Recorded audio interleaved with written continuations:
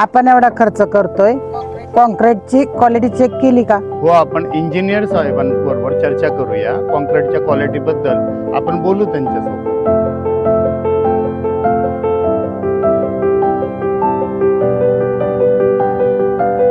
आपण जे कॉन्क्रीट वापरलंय याची क्वालिटी चांगली आहे ना? तर तुम्ही काळजी करू नका.